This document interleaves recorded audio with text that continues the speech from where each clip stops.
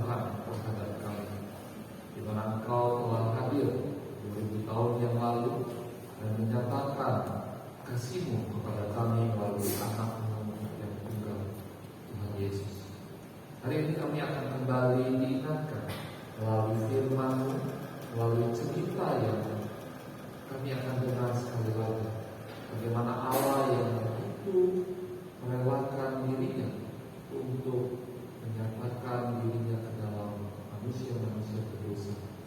Dan anugerah inilah yang menjadi satu hal yang bekerja dalam hidup kami. Terima kasih ya Tuhan bahwa hamba-Mu dalam hamba bisa menyampaikan apa yang menjadi kebenaran firman-Mu. Jika itu hanya hikmat manusia, biarlah itu lalu begitu saja, tetapi biarlah firman Tuhan saja yang kami dengar.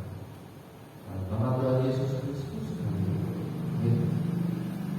Selamat malam dan shalom bagi kita semua. Sebenarnya kita masih di dalam masa Advent ya, masa Advent di mana kita menantikan akan kelahiran Kristus, dan kita akan merenungkan kembali tentang firman Tuhan dari satu bagian yang merupakan cerita tentang cinta Tuhan kepada kita. Mari kita buka dari 1 Yohanes 4 ayatnya yang ke-10. Bagian firman Tuhan ini merupakan bagian yang kita akan renungkan bersama-sama. 1 Yohanes 4 ayatnya yang ke-10. Mari kita baca bagian firman Tuhan ini bersama-sama. 1, 2, 3. Inilah kasih itu, bukan kita yang telah mengasihi Allah, tetapi Allah yang telah mengasihi kita dan yang telah mengutus anaknya sebagai pendamaian kita dosa. Selamat malam sekali lagi, dan perkenalkan nama saya Dani Bukit. Nah, mungkin kemarin di dalam pelatihan pengurus kita pernah berjumpa, dan saya merasa bersukacita bisa diundang kembali oleh pengurus menyampaikan akan kebenaran firman yang membahas tentang cinta, gitu ya. Tetapi yang menariknya, cinta ini dari akronim cerita indah tentang Allah, gitu ya. Jadi cerita indah tentang Allah. Lalu saya coba memulainya dengan bagian apa? Yaitu tentang cerita, gitu ya. Kenapa? Teman-teman, kalau teman-teman suka lihat media sosial, gitu ya. Nah, sekarang yang lagi happen itu adalah pekerjaan sebagai content creator, gitu ya.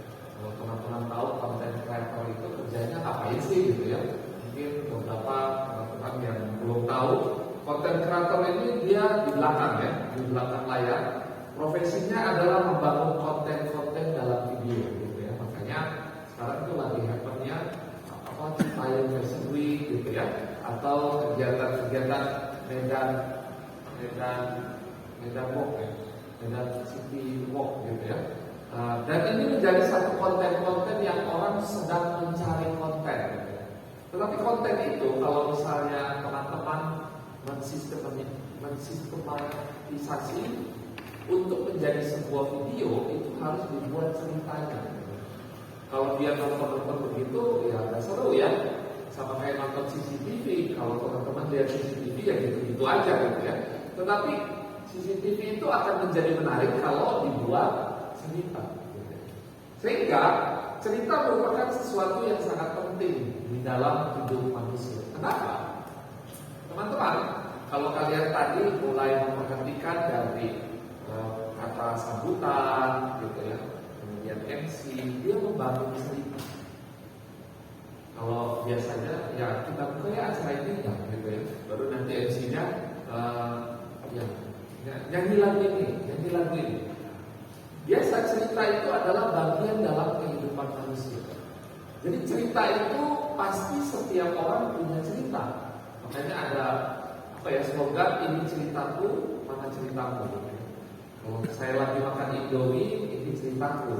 Ceritamu tentang Indomie apa, gitu ya. Ini bukan promosi Indomie ya, gitu ya. Tetapi di dalam bagian ini yang kita ingin highlight, cerita itu apa sih, gitu ya. Nah, beberapa pernyataan dari kamus, saya suka kalau kata-kata itu saya cari, gitu ya. Tapi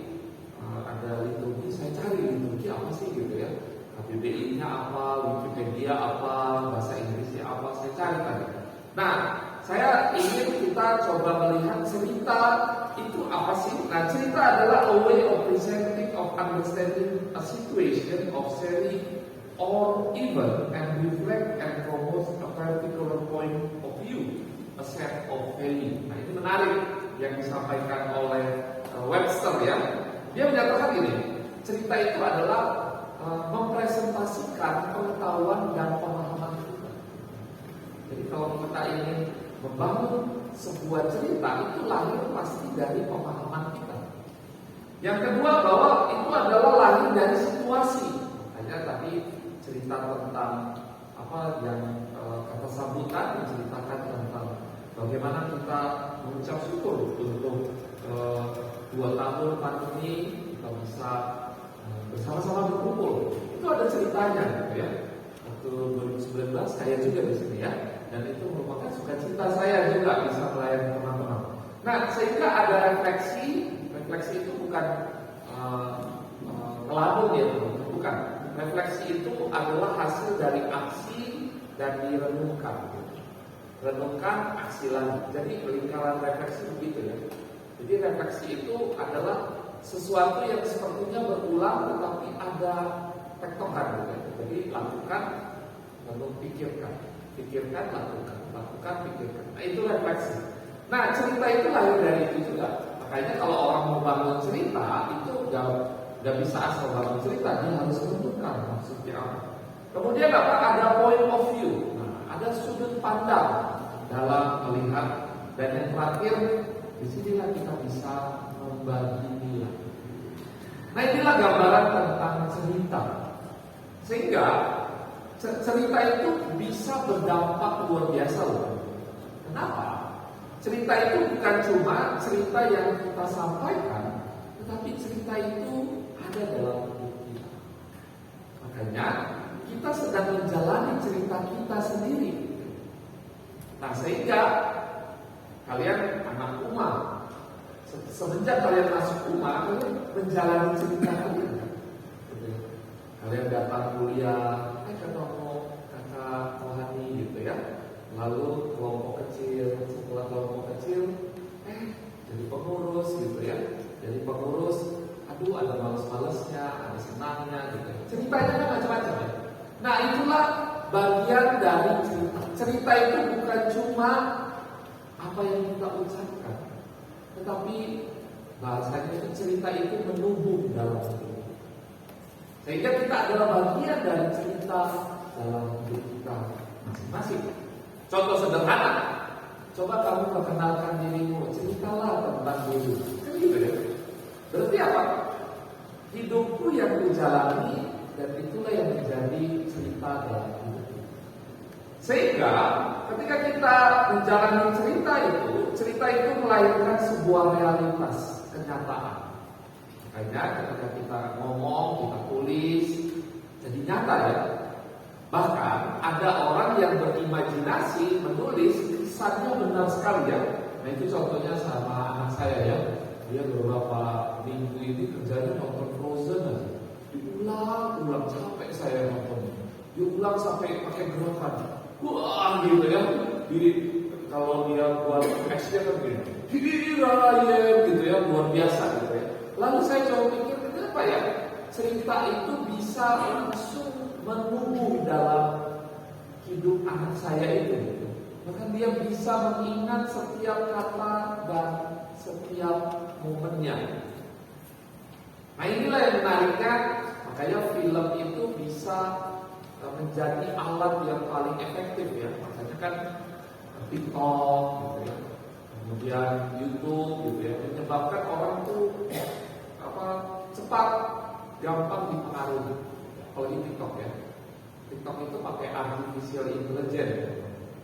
Kenapa? Kalian kan scroll aja kan. Apa scroll? Gitu kan.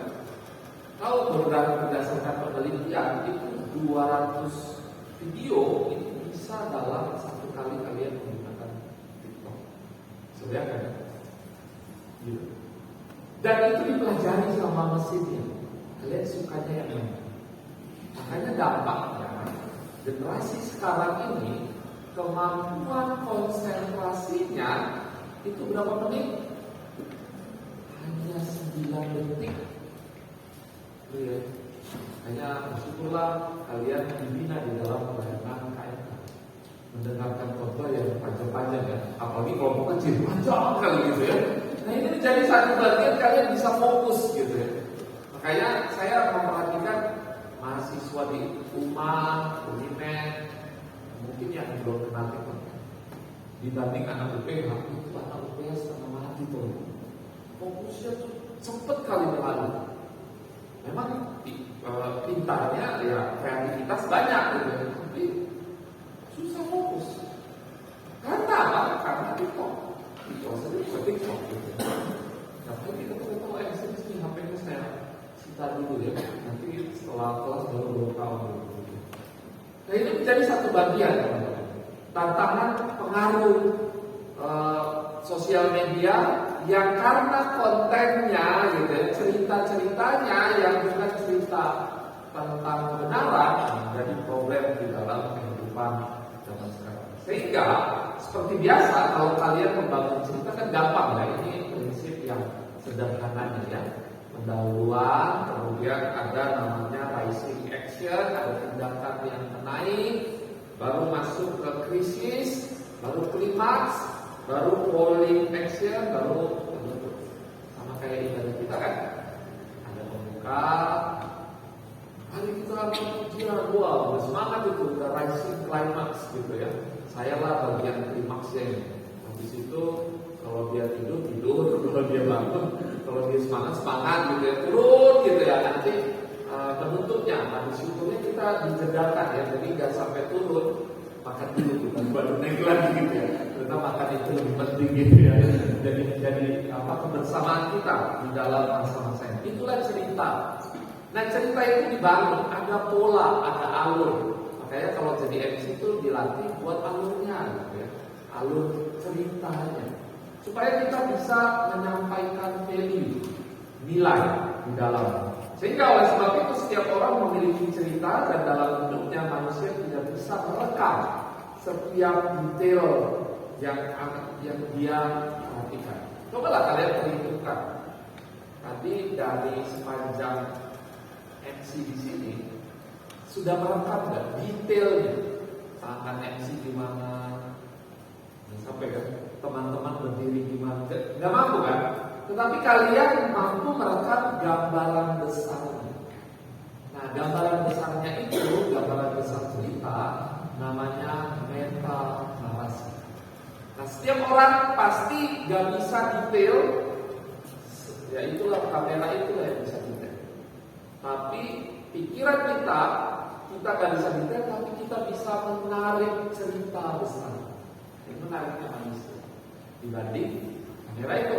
Sehingga meta narasi adalah suatu gambar besar di mana kita bisa melihat gambar besar dari segala sesuatu yang ada dalam. Sehingga saya ingin mengaitkan ini di dalam kebenaran firman. Alkitab itu panjang ya, Kejadian sampai Wahyu. Tidak ada yang habis baca, rohani pasti. Lain, mungkin ada disiplin rohaninya gitu. Tetapi teman-teman, ternyata kalau kalian melihat dari Kejadian sampai Wahyu, ceritanya itu ada gambar besar.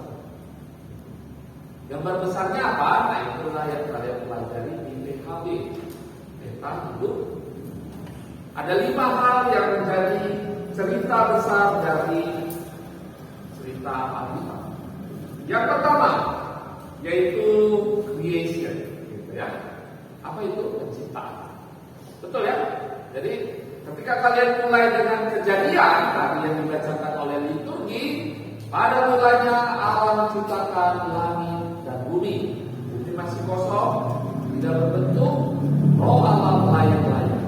Hari pertama Allah menciptakan terang, dan seterusnya dengan creation of order, jadi ada sebuah urutan yang tepat. Mari ya, orang-orang Yahudi itu menentukan sebuah alur penciptaan itu sangat-sangat berurutan. Kenapa terang yang paling utama? Karena itu menjadi hal yang paling penting. Sehingga menarik ya, di dalam penciptaan itu endingnya apa? Maka Allah melihat segala sesuatunya sungguh amat baik. Nah ini kata sungguh amat baik ini bukan cuma sungguh amat baik gitu ya. Tidak sederhana loh. Kenapa? Kalau kalian melihat teman kalian, adik kelompok kecil kalian, kakak kelompok kalian gitu. Ketika kita melihat dengan kacamata creation, maka kita melihatnya dengan harusnya sungguh amat baik. Betul dong? Harusnya begitu. Di dalam hidup kita perlu punya kacamata creation. Bagaimana kita melihatnya? Sungguh amat baik. Ketika teman-teman berliturgi dengan baju beragam, gitu, ada yang pakai seragam, ada yang enggak, gitu. Tapi semuanya sungguh amat baik.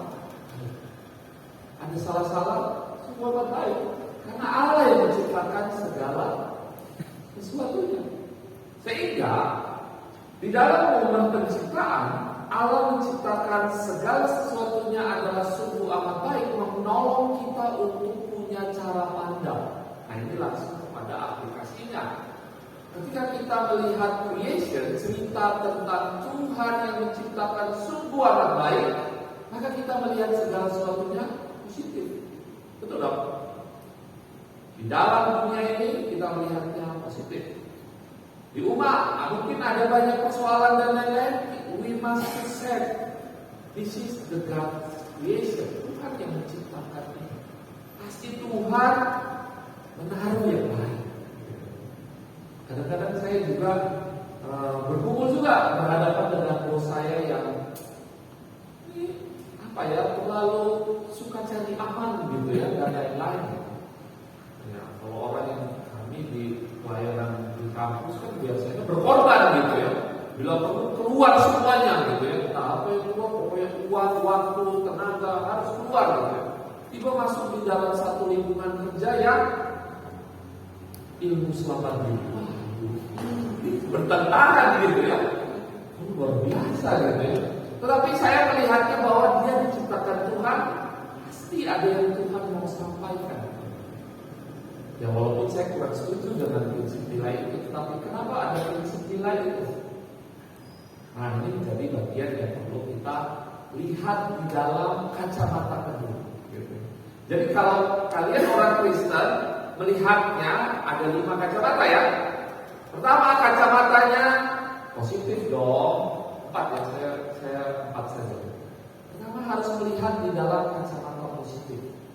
Sehingga di dalam membangun cerita, ketika ada cerita di dalam teman-teman kita, we must to see the positive thing. Saya nggak tahu apa yang menjadi pergumulan kalian. Saya punya adik kelompok kecil. Ternyata dia tinggal di satu tempat, di tempat pelayanan, tetapi ternyata adiknya tukang klepto, tukang ngumpulin. Jadi dia kakaknya, dia punya adiknya klepto. Gimana gitu?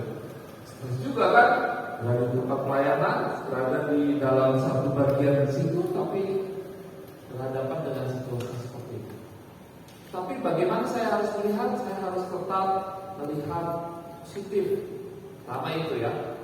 Tetapi positif saja nggak cukup, kacamata berpikirnya. Karena cerita Alkitab bukan cuma creation.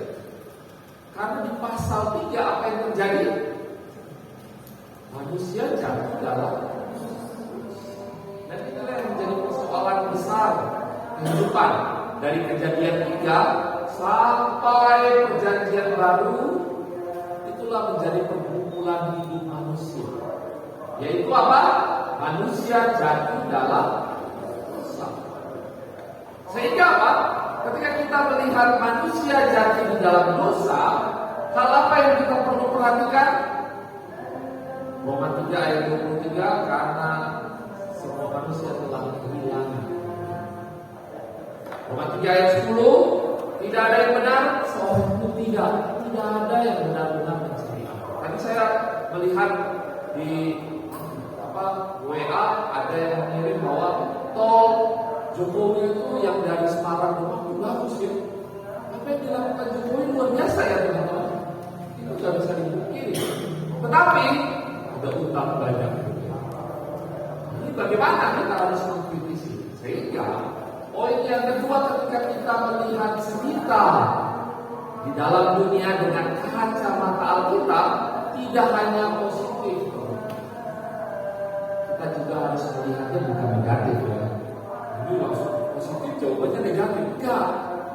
Cara pandang yang kedua adalah kritis. Kita harus melihatnya secara kritis. Apa itu kritis? Mengkritik bukan. Kritis itu berasal dari bahasa Yunani, artinya kriteria. Berarti apa? Ada kriteria. Kenapa? Setelah manusia jatuh dalam dosa, apa yang terjadi? Allah buat standar melalui hukum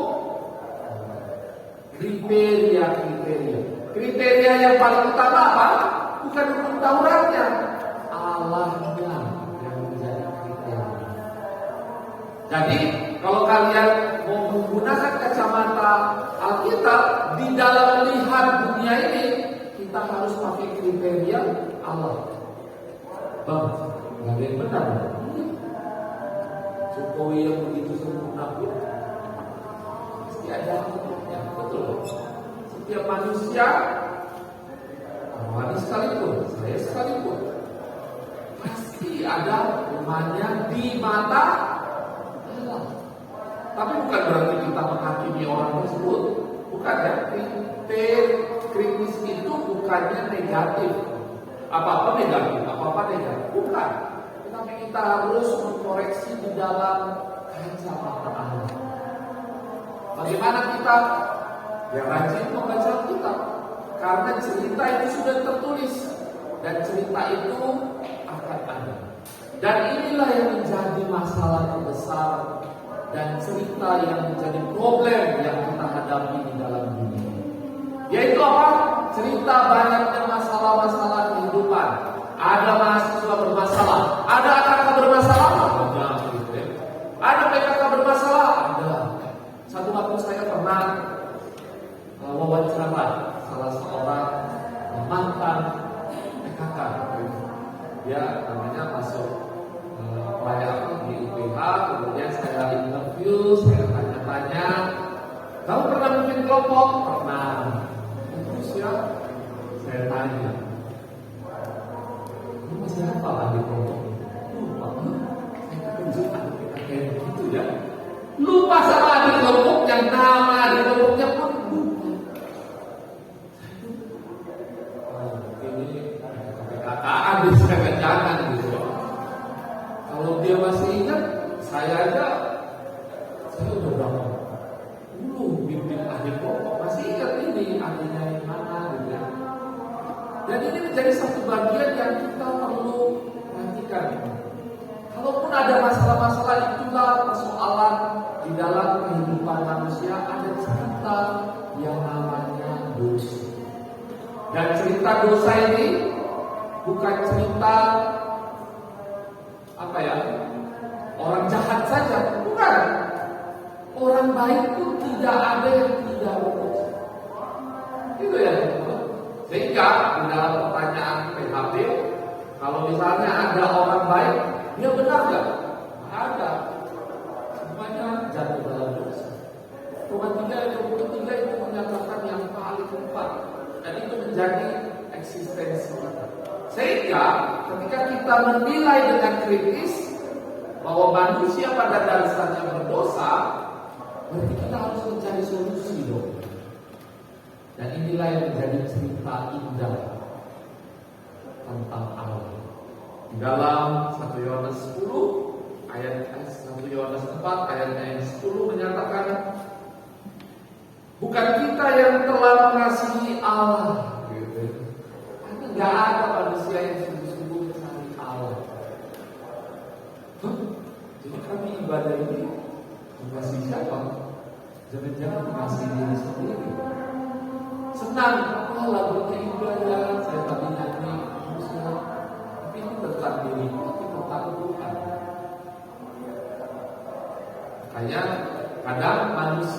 nggak ada yang sungguh-sungguh mencari Allah. Karena apa? Kecenderungan manusia hanya mencari apa yang menjadi keinginan hati. Itulah pengaruh dosa. Makanya orang beribadah itu, saya bukan berarti menyatakan ibadah itu salah, enggak, itu baik. Ibadah itu baik. Tapi di dalam bagian itu kadang orang yang beribadah sering suka mengamini orang yang mungkin cara beribadah. Itu ya. Kenapa kita sering gitu? Dalam hati itu. Jangankan kalian, saya aja sering gitu. Gimana ya? Lalu overthinking. Sehingga di dalam bagian ini, di dalam 1 Yohanes 4 ayat yang ke-10, tidak ada yang mengasihi Allah.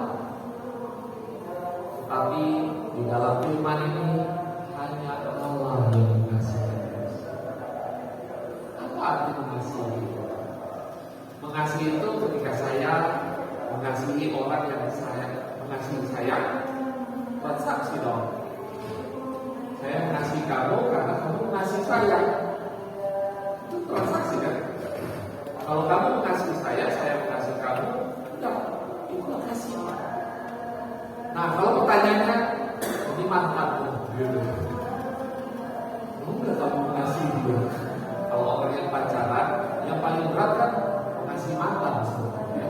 Itu luar biasa, apalagi kalau Natalan duduk sebelah mantan, itu kayak mantan gitu ya. Berat kali gitu ya. Kenapa? Paling sulit. Orang yang paling kalian benci, mampu gak kalian mengasihi?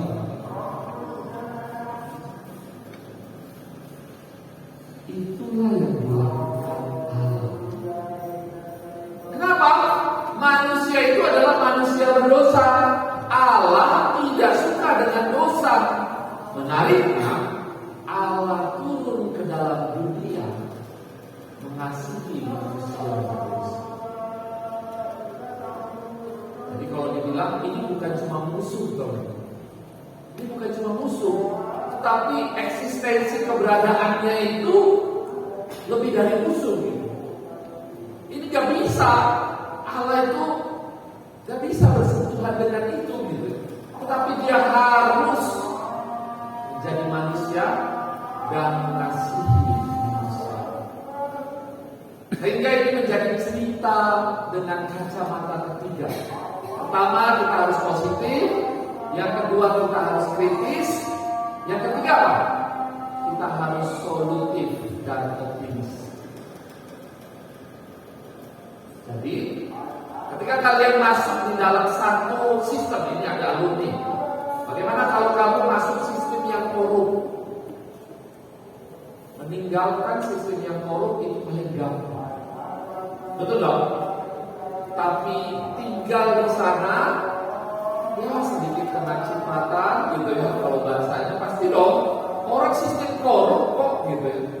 Tetapi kalian tetap tidak berdosa atau tidak berkompromi, nah itulah yang menjadi hal yang luar biasa.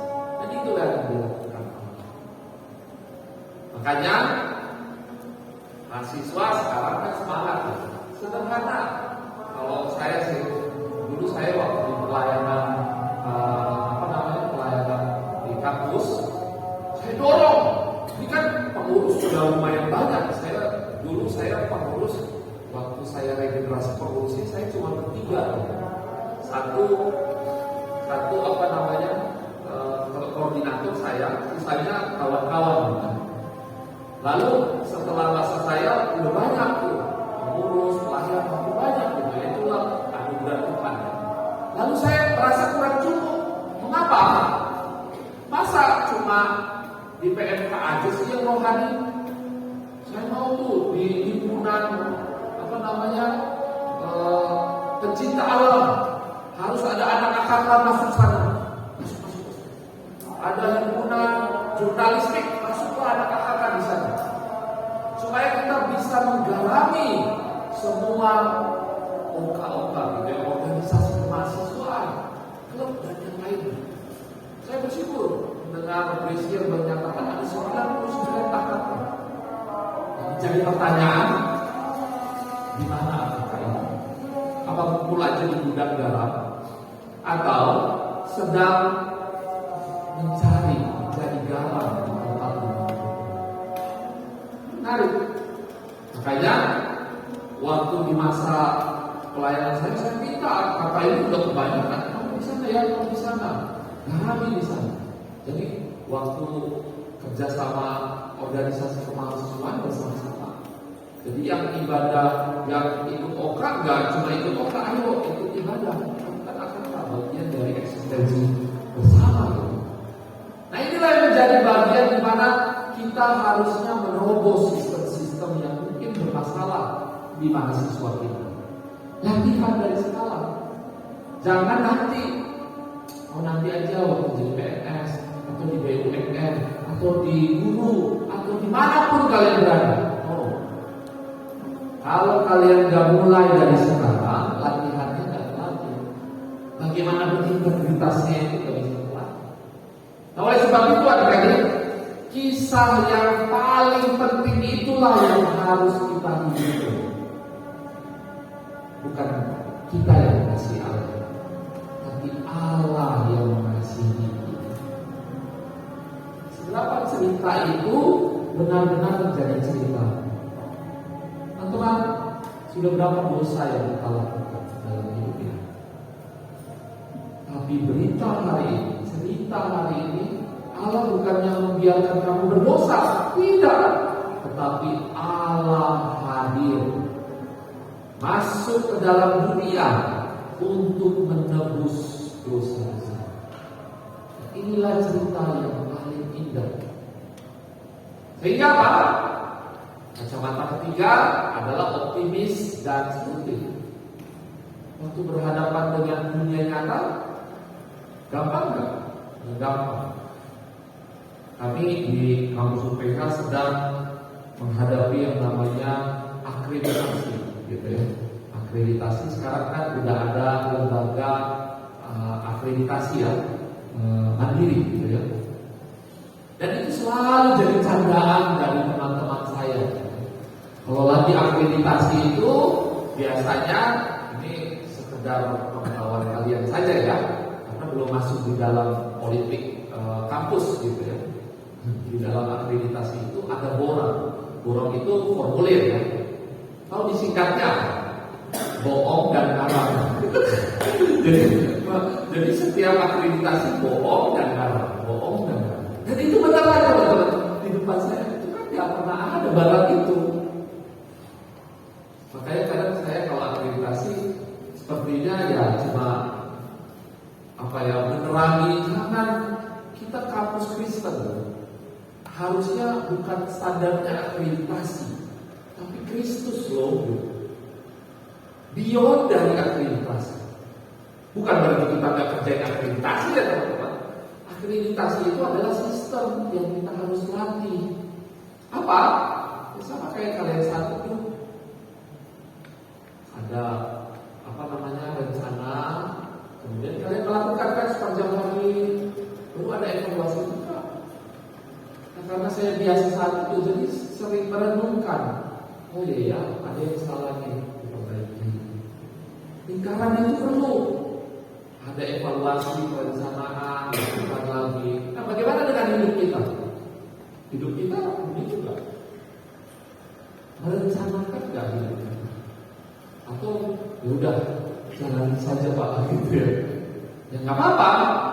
Tapi ya ada orang yang membangun hidupnya dengan hal yang baik, ada yang tidak. Gitu ya. Ya orang percaya juga, orang yang di dalam Kristus. Tapi nanti pengujiannya seberapa tahan kau berhadapan dengan situasi-situasi yang ada. Sehingga waktu saya menyatakan bahwa harusnya tuh Kristus yang paling utama gitu. Standar nilainya itu jangan bohong dan ngaram dong gitu. Dan harus kita rubah itu. Dan memang itu menjadi habit dalam kehidupan di kampus kita. Nah, lalu menjadi tantangan pelan-pelan. Kami dari akreditasi yang satu ke akreditasi kedua sudah semakin lebih baik. Nah inilah yang menjadi satu bagian dalam perenungan saya yang memang susah berhadapan dengan sistem yang korup. Tapi bukan berarti kita lari. Nah harus hadir. Apalagi kalau gajinya kecil, semangat itu ya. Kalau apa di situ gajinya gede, enak aja gitu ya, 2 digit atau 3 digit gitu kan, semangat gitu kan, semangat. Ini namanya Kristus gitu ya, iya gajinya gede gitu ya, dibalik itu gajinya gede gitu ya. Tapi kalau menjadi pertanyaan sistemnya korup, gajinya kecil mau nggak? Itulah tanya ke rohani. Anak-anak KMG itu gajinya cuma 500.000, 300.000, tapi mau menggarami itu luar biasa. Menjadi satu pengalaman yang tidak pernah terlupakan dalam hidup saya gitu. Ceritanya masih guru yang gajinya kecil sekali, bukan karena uangnya loh, tapi ini jadi garam melawan ketidakjujuran.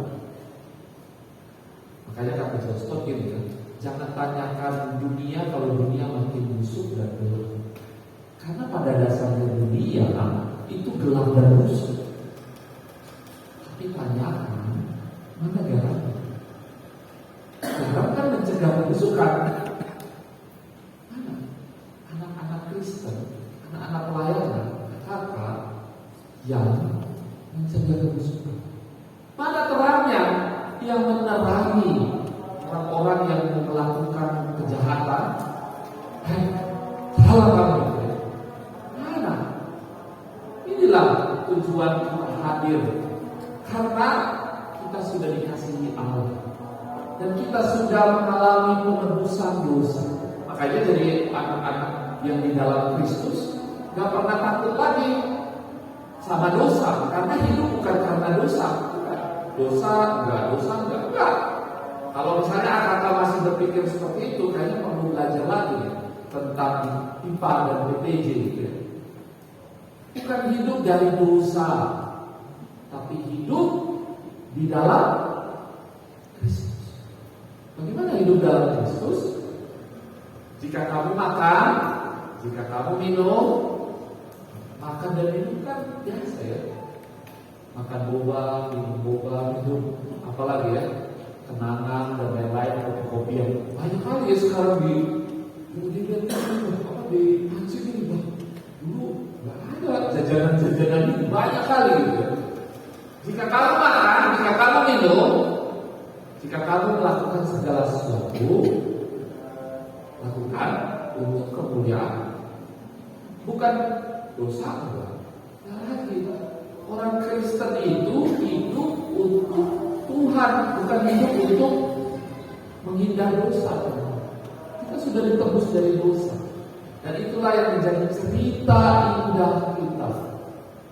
Cerita indah yang Allah berikan kepada kita, bahwa Allah telah mengasihi manusia dan telah menebus dosa anaknya sebagai pendamaian bagi dosa-dosa kita. Dan kacamata keempat adalah restoration. Makanya kalau orang sudah mengalami penebusan menjadi cintaan, disinilah peran kita, anak-anak kakak gereja hadir untuk memperbaiki dunia yang rusak ini, untuk kembali kepada Dia. Makanya creation, fall, redemption, and restoration, supaya kita menghadirkan shalom. Shalom itu bukan cuma shalom, bukan teman-teman. Shalom itu makna orang Yahudi membangun kembali menjadi utuh.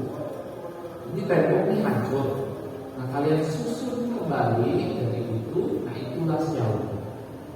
Makanya kalian adalah kaum intelektual. Seberapa kalian belajar baca buku? Atau lebih banyak TikTok, main game? Boleh main game, gak apa-apa, gak salah. Tapi kalau keseringan main game, kayaknya lebih baik berhenti kuliah jadi gamers, gitu kan? Kalau TikTok ya udah jadi TikTokers gitu ya. Tetapi TikTokers yang takut akan Tuhan bagaimana? Itu kan gak mudah kan? Apalagi tantangan TikTokers sekarang kan yang penting kan follower kan. bebas apalagi. Nah, jalan Kristus seperti itu. Jalan Kristus itu mungkin gak dikenal orang, tetapi kebenaran dan sesuatu yang membawa damai sejahtera. Makanya saya bersyukur saya melihat jejak-jejak orang yang terus taat di dalam Kristus. Sehingga inilah yang menjadi bagian penting tentang cerita cinta. Allah telah mengasihi kita dan kita telah hidup di dalam kasih itu. Nah, bagaimana kita menjalani cerita besar itu? Cerita besar itu bukan teori, tapi itu cerita kita, cerita hidup dunia pada umumnya. Dan cerita itu adalah nilai-nilai yang akan kita jalani waktu jadi mahasiswa, waktu jadi AKK, waktu jadi apalagi pekerja alumni dan lain sebagainya. Apakah kita menghidupi cerita itu? Melihat segala sesuatunya itu positif, bahwa Tuhan menciptakan sungguh amat baik. Yang kedua, kita harus kritis karena ada dosa di dalam dunia ini. Sehingga apa? Kita bukannya menghukum itu marah, bukan. Menghukum adalah bentuk standarnya Allah supaya orang sadar bahwa kamu bersalah, minta ampun sama Tuhan, bukan minta ampun sama saya. Kamu bersalah, minta ampun. Yang ketiga, ada anugerah. Makanya di sini di pelayanan enaknya saya senang di dalam persekutuan itu berantem gitu ya, selek ya. Habis itu kakak rohani saya datang, maaf lah ya kalau saya salah gitu ya. Kadang kata-kata nggak pas gitu. Oh, dan itu jadi satu bagian yang menarik, kerendahan hati. Ya, jangan yang kakak rohani merasa bahwa akulah yang harus benar. Kadang-kadang kita perlu humility ya. Kadang-kadang itu yang langsung membuat adik rohani itu merasa bahwa itulah anugerah Tuhan, bukan merasa paling benar. Satu waktu kemarin saya berdebat sama anak saya. Ini masalah hukum Taurat. Ternyata hukum Taurat Katolik sama Protestan beda ya. Jangan menyebut nama Tuhan Allah dengan sembarangan. Hukum berapa? Hukum berapa? Ketiga, salah. Hukum kedua kalau Katolik. Berdebat saya sama anak saya gitu ya. Kenapa ya? Kok bisa beda ya? Gitu. Dan karena persepsinya yang hukum ke-1 itu digabung dengan hukum kedua. Kemudian turun. Nah, menariknya hukum ke-10-nya kan pasti kurang 1 nih. Tapi menarik, saya baru tahu hukum ke-10-nya itu adalah jangan mengingini sesamamu dan tidak berlaku adil. Ada itu ya, menarik gitu ya, kita baik gitu. Itu bagus juga gitu ya. Akhirnya saya belajar untuk ya maafkan Papa ya kalau ternyata kamu menghafalnya dari Katolik. Pantas karena dia pernah bilang itu hukum ketiga, dibilang gurunya salah. Itu kan dia. Dan kalau dia udah dibilang salah itu langsung terekam di pikirannya. Dan akhirnya sama papanya pun dilawan papanya. Enggak Papa, itu salah Papa gitu ya. Salah Papa gitu. Iya ya gitu. Nah inilah yang menjadi satu bagian. Kadang saya itu sebagai orang tua harus belajar merendahkan hati. Kadang itulah peran bagaimana merendahan hati. Nah inilah yang paling menariknya di dalam pelayanan kampus ya. Kerendahan hati menjadi cerita yang paling penting. Karena apa? Karena cerita indah itu adalah cerita dimulai bukan dari saya loh, merendahkan hati, tapi dari siapa? Dari Tuhan. Sehingga Natal adalah cerita indah tentang Allah yang mengasihi manusia berdosa. Dia datang untuk menyelamatkan kita.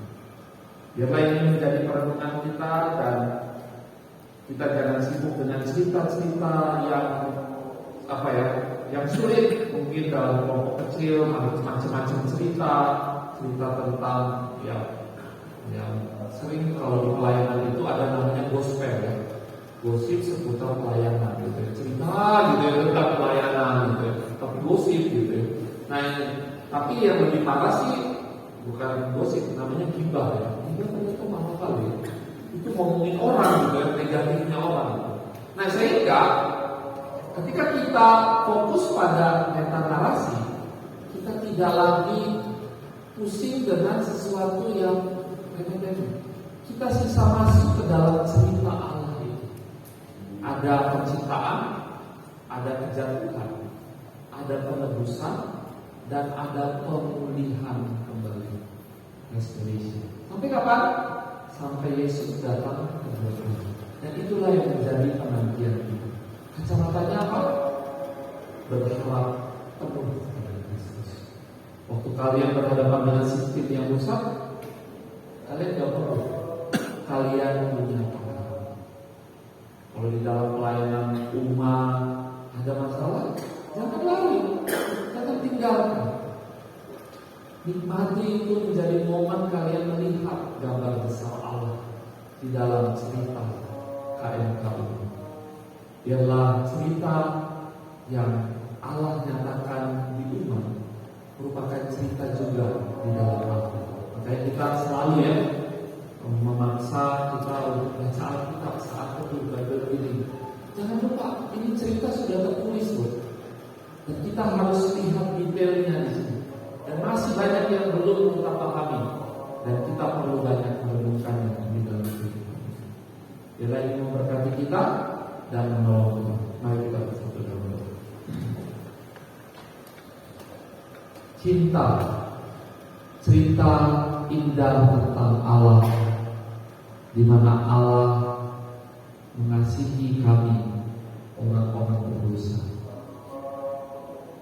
Allah mengirimkan anaknya yang tunggal menjadi sarana pendamaian bagi dosa-dosa kami.